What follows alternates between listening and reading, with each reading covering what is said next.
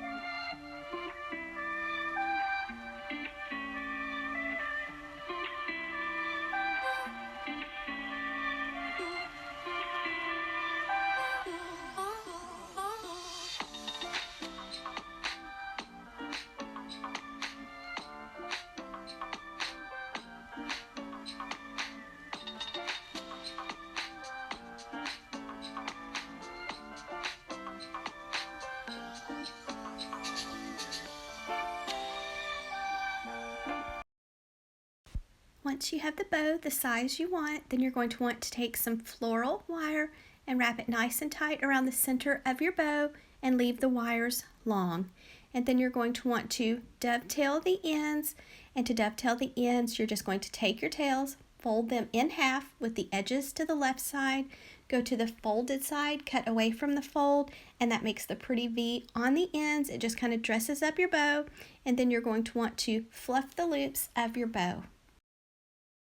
I did tie 2 tiny bows for the bunny's ears, but after I got it all put together, I decided that maybe that was a little too much, so I didn't add the bows to the bunny's ears. Just be patient, fluffing the loops on your bow and shaping your bow. Sometimes it takes just a little bit of time and practice. There are lots of different ways to decorate this Dollar Tree $5 bunny wreath. I decided to make a swag to go on mine, and then I added this big beautiful bow on top of this swag.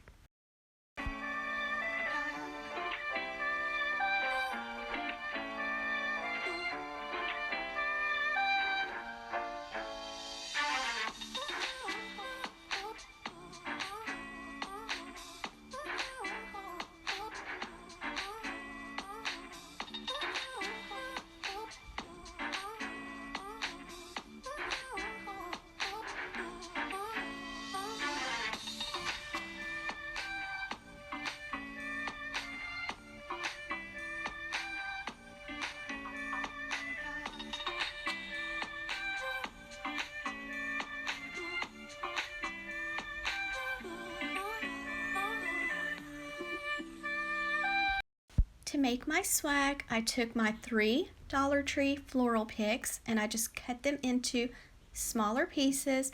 So I have 2 of the lilac and 1 of the Gerber daisy, and then 1 package of the little styrofoam Easter egg picks. Floral swags are really easy to make, so don't let this intimidate you. If you've never made a wreath before, you can definitely make this wreath. You are going to also need about 3 zip ties for this wreath because it's just easier to use a zip tie, I think, than wire. So just cut all of your pieces into shorter pieces, and then you're just going to start with your longer picks, which in this case are my Easter egg picks.